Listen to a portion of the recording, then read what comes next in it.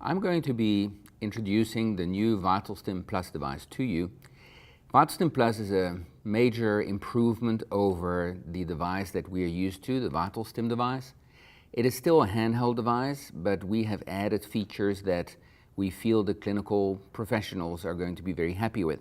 So let me introduce them to you, highlight what is the same and what is different from what you're familiar with. First of all, the device itself has a variety of items on the front that jump out. These are fairly simple and fairly straightforward, fairly intuitive. There is the on-off button right here, with which you turn the device on and off, obviously. Then there's the home button. Pressing that button will bring the software back to the home screen that you see displayed here at the moment. There's the start-pause button. The start-pause button will initiate the treatment, but also interrupt it whenever needed because of patient adjustment, electrode adjustment, whatever. Pressing it again will then initiate the treatment after having paused it. Pressing the stop button stops the treatment altogether. It's important to recognize the difference between a pause and a stop. The unit has a feature of data collection. The data that gets recorded and analyzed and reported on afterwards is only that data during which the machine is not in pause and only after start has been pressed. So it is the active treatment time between start and stop, excluding the paused moments in between. Then there's the return button on the screen, which will take you back one screen. Then there's the folder button right here, which takes you to the ancillary items on the device that will assist both patient and clinician in doing the treatment right. For example, anatomy pictures, videos, etc. And I'll show you an example of that in a moment. Down here are the intensity buttons, increase and decrease intensity. One thing that jumps out immediately is that there are 4 channels, as opposed to the standard 2 channels that exist on the VitalStim handheld device. The reason for additional channels is because of a scenario that has been encountered many times by clinicians, and that is, for example, needing to place 2 electrodes on both sides of the face in order to facilitate the oropharyngeal sling, and a set of electrodes down here in the throat over the thyrohyoid muscle, for example, in order to facilitate thyrohyoid approximation. The combo requires 3 pairs of electrodes. Well, previously with the device that we have, that was not possible. Now that is possible. And I'll show you a couple of other examples where that comes in really handy. Another thing that is visible here is that each channel has a unique color code. The color corresponds to the color of the lead wire and corresponds to the color of the port where you connect the lead wire to the device. This is useful because sometimes when the patient is all wrapped up, you're not too sure which channel you're dealing with, so the color coding assists somewhat in that. Then here on the side of the device, there is a unique little port that holds a micro SD card. The micro SD card is in order to, number 1, upgrade the device when an upgrade is available, and number 2, capture patient information if you wish to save that data, that treatment data. On the other side of the device, on the back of the device, you will see a speaker port. The speaker allows for the unit to display both sounds for biofeedback and instructions and audio for the played videos. At the top of the device, you see the ports that I just referenced. There's the 4 ports that are the access ports for the channels. And then in the middle, there are 2 other ports. One is the reference port for the reference electrode to be used during surface EMG. And the other one is the remote control. With the remote control, you can activate a feature that again is not present on the handheld. It's a more timed intervention for the patient to swallow when the stimulation is on and then manually interrupt the stimulation when the swallow is not being trained. So that's more or less what we've got in terms of hardware of the device. Let's turn it on and see what's going on inside of the device. We've got a stylus right here with which you can operate the software, or you can use your finger. It is a pressure sensitive screen, so the nail works slightly better than the pad of the finger, but both of them will work. The stylus works the best. There's a little port on the side of this stand here that will hold it. And there's a soft area and a hard area. Both will work on the screen. The soft area will avoid it, obviously, from scratching. You will see here the standard VitalStim name. When pressing on VitalStim, it activates the VitalStim mode, which is exactly what the handheld VitalStim device delivers today. The same parameters, the same phase duration, the same everything, the same duty cycle, and the same time at which it starts, 60 minutes. The one thing that is different on here is that you can change this time. By pressing on 60 minutes, you can actually decrease or increase the time. So on the regular VitalStim device, it's only 60 minutes and that's it. Here you can edit that. Once you're happy with the selection, just press the check mark and you're done. The other features here, which probably most clinicians will use once every now and then, but not very often, is the top one, electrode placements. You will find here the standard electrode placements that are taught during the course, and it can be a useful refresher for the clinician that needs it. Pressing the back button will take you back a screen and you can explore all the various placements this way. So I'm going to press the back button twice or once in order to get back to the screen. Now at this point I'm ready to start treatment. All I need to do is select the channels with which I'm going to work and then increase the intensity exactly the same way as I would have on a standard VitalStim device. So that is it for VitalStim. Very basic, very straightforward. If I were to increase now, the stimulation would start and I would hit start, pause. Eventually the machine would start recording the treatment session, how much intensity is delivered, how long it is delivered for, and what protocol was used. After running out the time, it would then summarize all the treatment, or I hit pause and then the treatment is stopped. Okay, so enough of that for the basic VitalStim approach. One of the better features, advanced features of VitalStim Plus is the ability to change the parameters on the VitalStim waveform. You might, for example, want to deal with a patient or have to deal with a patient who is a little bit hyperactive, hypersensitive, and freaking out a bit at the current intensity. You therefore could, if you wanted to, decrease the phase duration and make it more comfortable. You can do that in VMS mode. So let me show you. Pressing on VMS will bring up this screen with set protocols. Right now it says custom protocol, but as soon as you get in, as I'll show you, you can edit the parameters and then save that protocol as a specific protocol you might use often. At which point you return to this screen in the future, you'll see your protocol there just to access and it's ready to go. So let's show you what is all possible in there. Within this mode, you see the same screen we saw earlier in VitalStim, the same green screen. However, we can now edit the settings by pressing on this gear icon.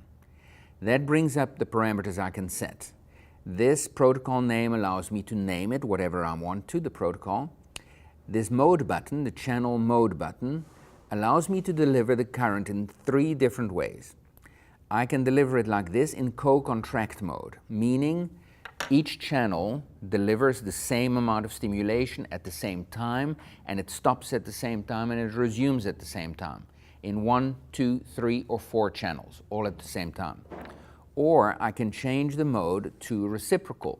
In reciprocal mode, channel 1 and or channel 3 start. They then go down to 0, and channel 2 and 4 start and continue until they go down to 0, and channel 1 starts again. I can introduce a rest period in there as well if I wanted to. So in other words, I can now introduce a sequence of stimulation. For example, I could start the stimulation up here, and after a certain amount of time make the stimulation down here start, and then have that followed by a rest break. That could go in sequence with the patient's swallowing activity. So that would be reciprocal mode. The third channel mode is continuous. In continuous mode, the electricity keeps running non-stop. This is the mode that will be used in manual setting, where when I press the button, the stimulation will run. When I release the button, the stimulation will stop. So the pause is determined 100% by the user. So let's put this in co-contract mode and show you the other settings. I have the phase duration, which I just referenced. 300 microseconds right now, but I can change that downwards. So I could put that, for example, as I'm doing right now, at 180 microseconds or thereabouts. This is now a very comfortable setting. Below that, I have the frequency. 80 pulses per second is the standard for VitalStim. It is a frequency that works well for fast twitch muscle fibers, but in case a patient is very fatigable, for example, an ALS patient, you might want to tone that down. So I could go down to 35 pulses per second as I'm doing now. Pressing on the check mark will save that. So now all these settings are saved. And then I have here the work rest settings. Remember, I'm in co-contract mode. So whatever I set here is going to determine how long every channel is going to work and how long every channel is going to rest. The work time can be set anywhere between 1 and 99 seconds. Of course, almost nobody is going to set the work time at 99 seconds, but I could have it, for example, with a Mendelssohn maneuver, where I say to the patient, okay, you're going to feel the current. When you feel the current, swallow and hold your complex up high, hold and hold and hold and hold, and I could make it in session 1 3 seconds long, if the patient can deal with that, and then rest for 20 seconds. Or as the patient gets better, I could make that 5 seconds long and then rest, etc. So I'll be editing these work rest periods according to my patient's status. It entirely depends on what they're able to do. The ramp time refers to how long does it take for the current to climb up to the set level and how long will it take to go down. The longer I make that time, the easier it feels to the patient. It feels very gradual. However, it's sometimes not very functional to keep it very long. When you want the stimulation, you want it now. So you could put it down as low as 0 seconds. So all of these settings can be set in co-contract mode. If I set it in reciprocal mode, I have many of these same settings: phase duration, frequency. I also have the work time. However, it's a little bit different here. Remember, in reciprocal, it's first channel 1 and 2, or channel 1 and 3, and then channel 2 and 4 come in when channel 1 and 3 go away. So it's first the one, then the other. So there's a sequence. You can set the timing of both of these. So you could have the first 2 channels work for 4 seconds, and the other 2 channels work only for 2 seconds if you wanted to, or 1 second, whatever you wanted.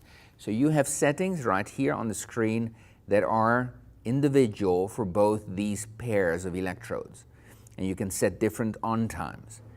After you've done that, you accept that, and you'll set the rest time.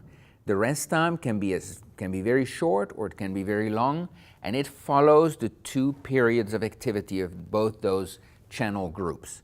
Once you've picked that, there's one more setting that is very unique, and we think that this is going to be very useful for the dysphagia clinician, and that is the delay time.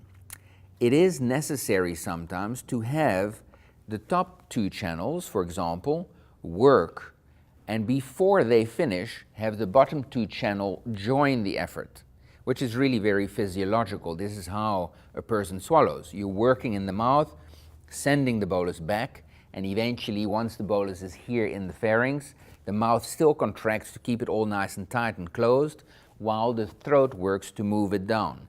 So this, what I just described, would be top 2 channels working for, say, 3 seconds, and as they are 1 second into it, channels 2 and 4 will jump in, and they will work for 2 seconds. At the end, they both finish together, and then there's a mandatory rest break.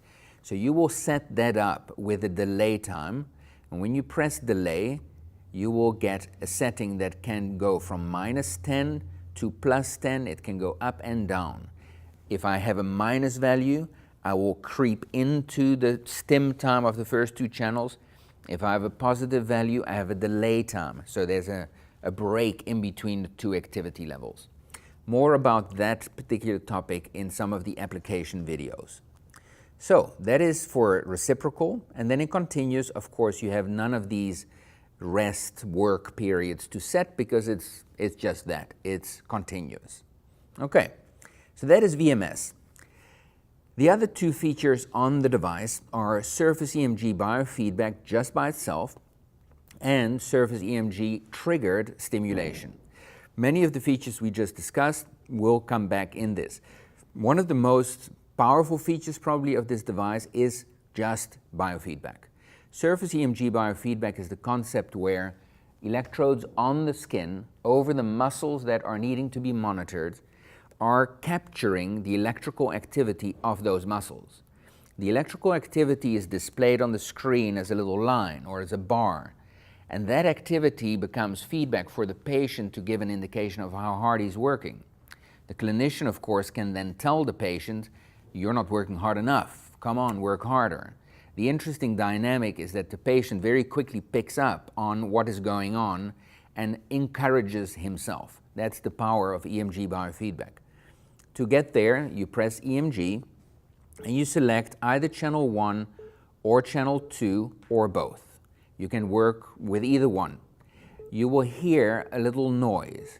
The noise is an indication to the patient how far he is from the goal, so how hard he must work. You can set that volume at a different level. You can set it very soft like it is now, or you can make it go away altogether. For now, for the sake of this video, I'll make it go away so that it's not in the way. Now, here we've got various buttons that will tell us where to go. The electrode button gives me some indication as to where I might want to put electrodes.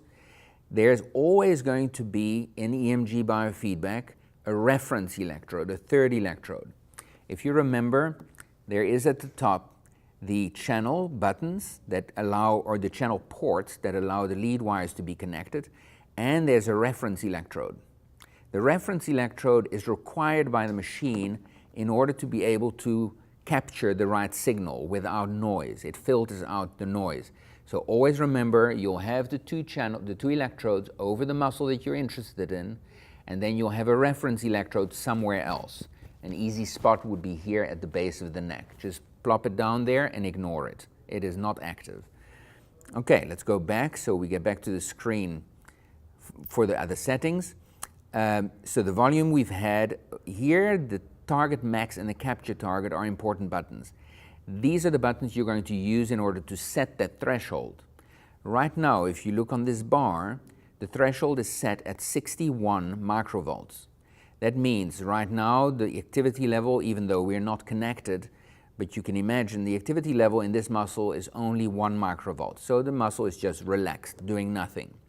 If I ask this patient to actually contract, I would ask him, come on, move, try as hard as you can to move towards this threshold. And these bars would climb until they reach this threshold, which is 61 microvolts.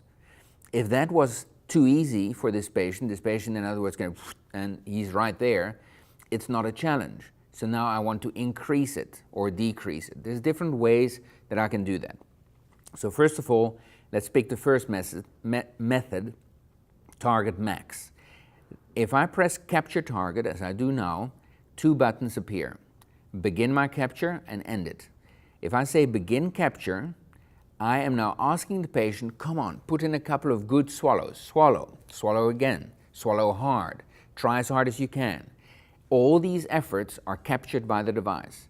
When you're happy that you have recorded a couple of good swallows, you press end capture.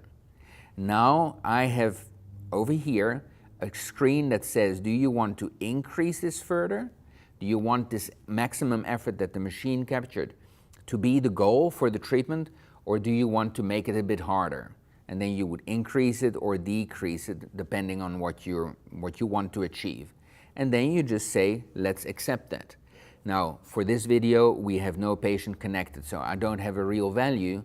So just for argument's sake, I'm going to show you the second method, the manual method. I can press this target, and now it's target manual. Clicking on capture target will now allow me to increase or decrease the target just with these arrows. So now I have selected a value of 60 microvolts right here as the target, and I say accept. So we're set with the target, we are ready to go. Treatment can start right here. At this point, I can say to the patient, come on, try, take a swallow, try hard, reach that threshold. There's another view, though, that is more encouraging to patients, and that is trace view. Pressing trace view will bring up this view. In this view, you can actually see the activity down here of the muscle. And as the patient swallows, it will spike up and exceed the threshold, hopefully, and then come down again. It is a magical thing when you see the patient starting to get it and starting to connect with what the muscles are actually doing. At that point, the clinician can just step back and let it all happen. One very nice feature is that it's possible to directly on the screen, by touching it, increase or decrease the threshold even further. You can go up, for example, the patient is now getting it so well that this is becoming too easy for him. So you just touch, increase, and you're done. The threshold has just been raised. Or another possibility is the patient has tried a couple of times and what worked in the beginning doesn't work anymore. He's too tired. So now you can easily decrease the threshold to still make it meaningful for him, because there's nothing as discouraging for a patient than failing every time he tries. So it's very easy to do this. One important last point is that none of this activity is actually recorded until I press start pause. I've just done that, and you've noticed that this number, the activity level, is now represented in red font. That means recording is active. So as of this moment that I press start until the moment that I press stop, everything is being recorded inside of this machine. Now, when I'm done, when I'm finished, I press stop. It asks me, do you want us to really stop? Are you serious about this? You say yes, confirm. And now I have the treatment summary screen appear. This is another big difference from the handheld VitalStim. There's much, much more data that is recorded inside and actually reported back. We won't go through each and every individual setting and what that means. For that, refer to the instructions for use, the user manual. It gives you an exact explanation of each one. Our recommendation is for anybody being treated with EMG, for the clinician to report at least 1 or 2 key parameters to indicate progress. And you'll find numerous ones that you can use for that purpose. Okay, the other thing that you can see here at the bottom of the summary screen is you could export this data to the PC. This data exporting function will work wirelessly via Bluetooth connection. All you need to do is have the software loaded on your computer, on your PC, and this device set up to be recognized by the PC, which is just an initial setup procedure. Once you've set that up, you can send it there and manipulate it there and send it to your medical record. So let's go back to the home screen and show you the last feature. This is EMG triggered stimulation. EMG triggered stimulation is essentially the same as biofeedback. However, the biofeedback now serves as a trigger to make the machine stimulate those muscles. So let me illustrate an example. For example, I could have 2 electrodes right here at the base of the tongue indicating how hard the patient is trying to swallow or that he is starting a swallow. And then another 2 electrodes right down here over the thyroid who will start stimulating when the patient has started. So I need to set up the machine to record that a swallow has started with my biofeedback, and then set up the stimulation so that it's a meaningful contraction of that muscle. This is the same description or the same setup that was done in a study by Lee Laminate, published in 2002. Very effective, very impactful treatment setup. So for that, to set it up like that, I'll illustrate it. Press on the gear icon. I select my channel 1, which, let's imagine, is channel right here on the base of the tongue. I will select my target to be maximal again, and I will capture the target until I have a reasonable target. Right now, I'm not going to go through these steps because they are the same as what we've just done. My added step now is to start editing the stim part. When I press that button, it suggests or offers me to set a phase duration and a frequency, ramp time, amount of stimulation time, when it starts stimulating, how long, so let's leave that at 2 seconds, and then a mandatory relaxation time in which the stimulation will not get triggered. Then I press start. and it asks me, okay, go ahead, increase the intensity in the channels. I now, since channel 1 is my triggering channel, channel 2 is going to be my stimulation channel on my thyrohyoid. I will increase the intensity up until I get a contraction and then press start. At that point, the machine will just guide the user through the process, indicating, okay, now relax with a big relax button. Now put in an effort, try and swallow. And when the trigger has been reached, the machine will say, come on, hold, hold, hold, and eventually relax. This whole setting, or this whole setup, is a very effective way of helping patients with swallowing disorders, especially stroke patients, to help them initiate the swallow. People with cortical strokes often have trouble initiating things. This helps them to make those neural connections again. So quickly, 2 last features is the data feature. In this data section is where you can access previously stored data. That would be data that is stored on this card right here on the side that I pointed out earlier. We don't have a card inserted now, so we won't do that. But here in the resources section, you have a section with videos, and in those videos are 4 commonly used exercises that you can use to teach your patient how to do a certain exercise, like the Masako or the Mendelssohn. Or if I go back, I have the anatomical library, and the anatomical library shows me a whole number of images based on anatomy, pathology, or treatment. Patient education becomes much easier when I do that. So now I've clicked on anatomy, and let's say I want to show this patient his or her brainstem, and it pulls up an image, an anatomical image, where I can point to the brainstem and I can indicate what may have gone wrong with this patient. And that is it. And we hope you enjoyed this tutorial on the new features of the VitalStim Plus. Thank you.